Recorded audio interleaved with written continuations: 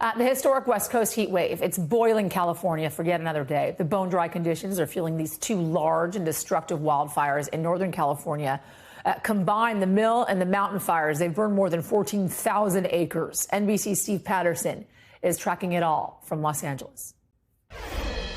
Yeah, Yasmin, this heat wave now expected to continue on into Thursday or Friday. Dangerous for so many reasons, one of which is they're continuing to fuel the wildfires that are already burning.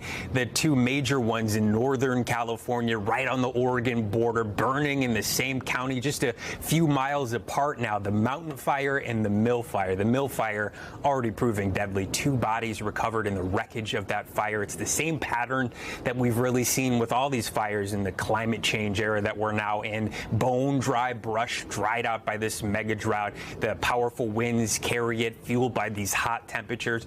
But the fire sparked in a neighborhood instead of in a forest. So instead of tree after tree after tree torched, it was home after home after home. More than 100 structures believed to be lost in that fire. Crews still estimating the damage. About 1,000 people still displaced from their home.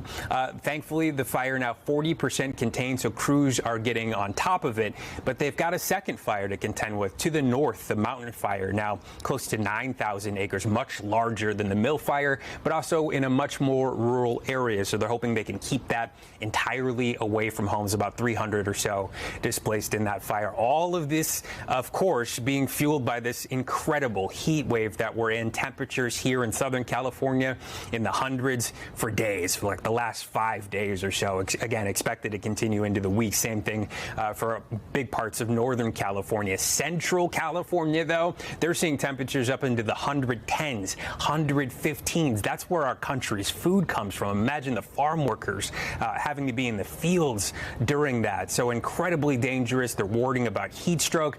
But the primary warning is from grid managers, because they're worried about the stress and strain on California's power grid. We're expected to see energy usage upwards of 50,000 megawatts. If it sounds like a lot, that's because it is a lot. So to mitigate that, they're trying to have these flex alerts to avoid the situation where there's more demand than there is energy supply. Those flex alerts telling people from about 4 p.m. to 9 p.m. to try to conserve as much energy as possible. Don't use appliances you don't have to. Keep the thermostat maybe around 78 or so. It's a tough ask when, again, we've been in 100-degree temperature days, 4 days now, but it's needed, because if that situation isn't avoided, then we could see rolling blackouts, the likes of which we haven't seen since 2020, which adds another dangerous layer on top of what we already have, which is, you know, an incredibly hot situation here in California, which sounds just as bad as it is. Very dangerous for people here in this state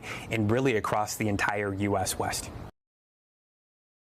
Thanks for watching our YouTube channel. Follow today's top stories and breaking news by downloading the NBC News app.